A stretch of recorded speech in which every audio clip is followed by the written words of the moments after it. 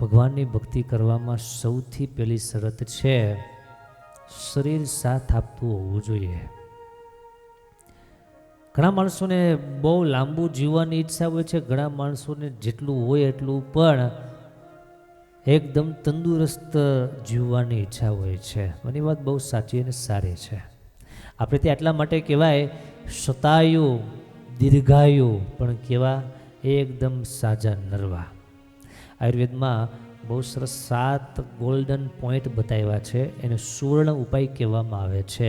7 ઉપાય કે જે તમને 100 વર્ષ સુધી તંદુરસ્ત રાખે.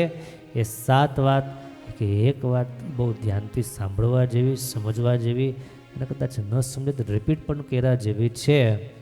આપણે દોડધામના આ યાંત્રિક યુગમાં જીવીએ છીએ, ચારે બાજુ પોલ્યુશન એટલું બધું છે, ત્યારે આપણા હાથમાં જે છે એનો આપણે પૂરો ઉપયોગ કરીએ. 7 મુદ્દાઓમાં પહેલો મુદ્દો મારા સજ્જનો એ છે બ્રહ્મ મુહૂર્તમાં ઉઠવું, વહેલા ઉઠવું. કામ ધંધે જવું હોય, ઘરકામ હોય ને માટે વહેલા ઉઠીએ એમ નહીં.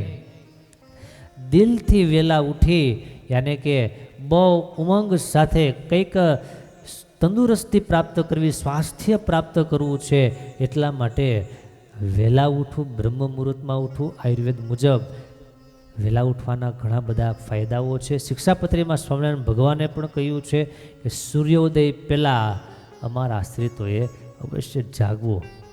આયુર્વેદ કહે છે કે શા માટે વહેલું ઉઠવું? બ્રહ્મ મુહૂર્તમાં ઉઠવાથી ઘણા બધા ફાયદાઓ, મુખ્ય ફાયદાઓ તમને કહું તો પહેલી વાત એ છે કે મન જેને અશાંત રહેતું હોય એમણે બ્રાહ્મ મુહૂર્તમાં ઉઠવાનો અભ્યાસ કરવો. બ્રહ્મ મુહૂર્તમાં ઉઠે એનું મન શાંત થાય, પાચન શક્તિ બહુ સારી રહે છે, આખો એ દિવસ એકદમ ઉર્જાવાન એનો વ્યતીત થાય છે. બીજો મુદ્દો આપણે જોઈએ તો 1-2 ગ્લાસ થોડું ગુણગુણું પાણી પીવું. હતપ પાણી આપણે સાદી ભાષામાં કહીએ. સવારે ખાલી પેટે થોડું ગરમ પાણી પીવાથી 1 થી 2 ગ્લાસ, બહુ ગરમ નહીં, ઠંડુ નહીં, પણ માપસરનું ગરમ કરેલું પાણી, કે જે પાણી પીવાથી જીભ બળે નહીં એટલું ગરમ પાણી. 1-2 ગ્લાસ દરરોજ પીવાનો જેને નિયમ રાખે, શરીરમાંથી જે કાંઈ ટોક્સિન્સ જે છે, નકામો કચરો છે, નકામા તત્વો છે, એ બધા મળદ્વારે બહાર નીકળી જાય, મેટાબોલિઝમ તેજ થાય, સારું થાય, વજન કંટ્રોલમાં રહે. વજન બહુ વધારે હોય તેમને પણ કંટ્રોલમાં રાખવા માટે આ પ્રયોગ બહુ જરૂરી છે. 1-2 ગ્લાસ થોડું હુંફાળું પાણી. ત્યારબાદ ત્રીજો નિયમ છે કે 5 થી 10 મિનિટ પ્રાણાયામ, અનુલોમ વિલોમ કપાલભાતિ, તમને જે ફાવે તે. એનાથી ફાયદા શું થાય? ફેફસા મજબૂત થાય, ઓક્સિજન લેવલ આપણું સુધરે અને પેટની ચરબી ઘટાડવામાં મદદ કરે છે. યોગ એ આપણી સંસ્કૃતિ છે, પ્રાણાયામ એ આપણી ધરોહર છે. માટે ભગવાનના ભક્તો અનુકૂળતા હોય, શક્ય હોય તો દરરોજ 5-10 મિનિટ પ્રાણાયામ માટે પણ અવશ્ય સમય ફાળવવો. એથી ઘણા બધા ફાયદાઓ છે. આપણા પ્રાણાયામ વિદેશવાળા શીખી એના કોર્સ તૈયાર કરી લાખો રૂપિયામાં આપણને ચોંટાડે છે, ત્યારે આપણા ઋષિ મુનિઓ એકદમ બિલકુલ ફ્રી આ બધી વ્યવસ્થાઓ આપણને આપી છે. એનો ઉપયોગ ભરપૂર કરીએ. ત્યારબાદ ચોથો નિયમ છે દરરોજ કમસે કમ 15 થી 20 મિનિટ વોક કરવી, એટલે કે ચાલવું, વોકિંગ કરવી.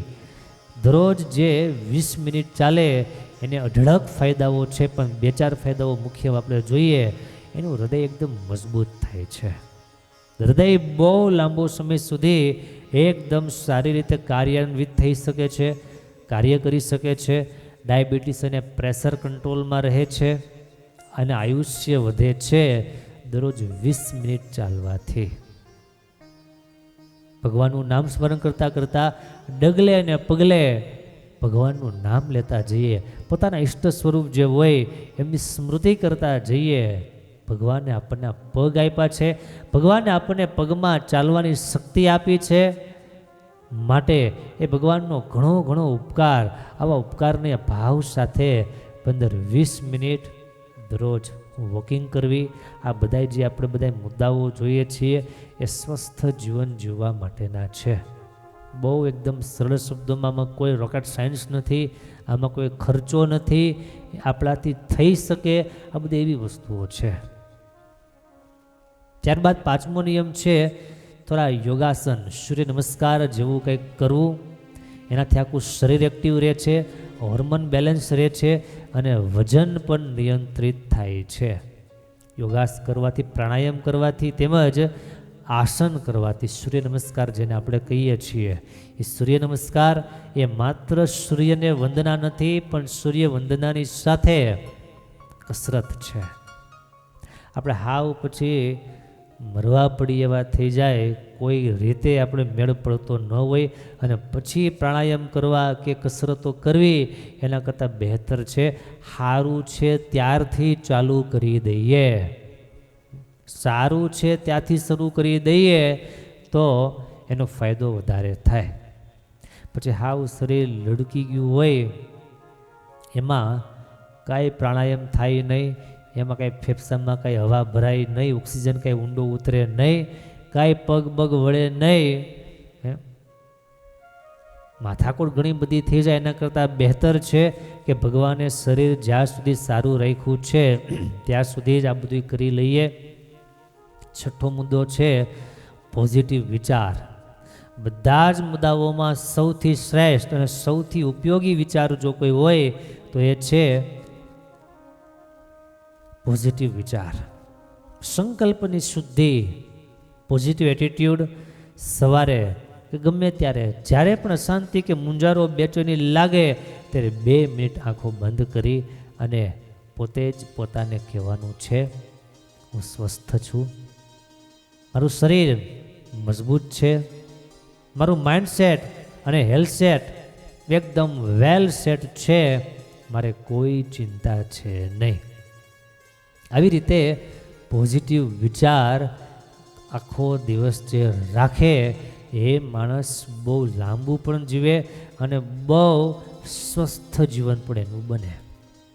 જેને હેરાન થઈને ગુજરવું ન હોય એવાઓ માટે આ બધી થોડીક વાતો મેં આજે તમને કરી. ભગવાનના ભજનની વાતો તો કરીએ, ભગવાનના મહિમાની વાતો તો કરીએ, પણ ભગવાનનું ભજન કે ભગવાનની ભક્તિ પણ ત્યારે જ થાય કે શરીર થોડુંક સાથ આપે એવું હોય ત્યારે. છેલ્લો એક મુદ્દો બહુ સરસ સમજવા જેવો છે. થોડુંક આપણને ઋષિ વિજ્ઞાન જે પ્રાપ્ત થયેલું છે, આયુર્વેદ વિજ્ઞાન જે આપણને મળેલું છે, થોડોક એનો સપોર્ટ લેવો. આંબળા છે એનું સેવન કરવું.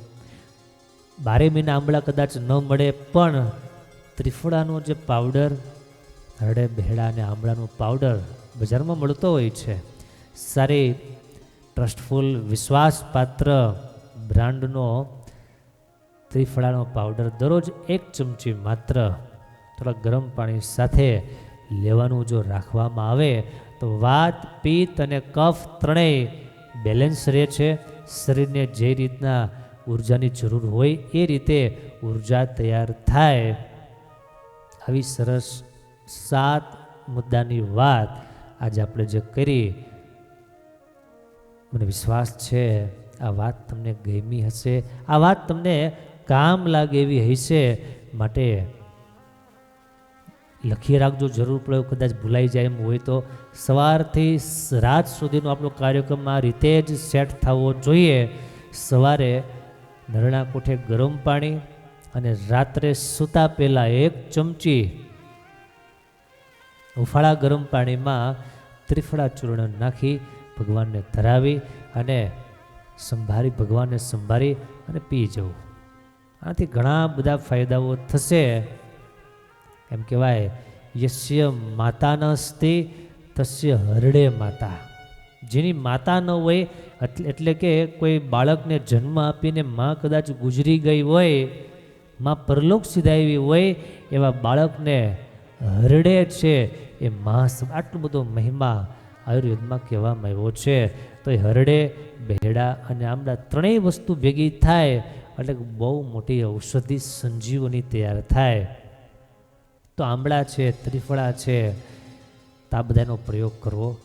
અને શક્ય હોય તો તમારી આજુબાજુમાં કોઈ આયુર્વેદિક સારા ડૉક્ટર્સ હોય, જાણકાર વૈદ હોય, જરૂર પડે એની સલાહ લઈ અને આ દવાના પ્રયોગ કરવા.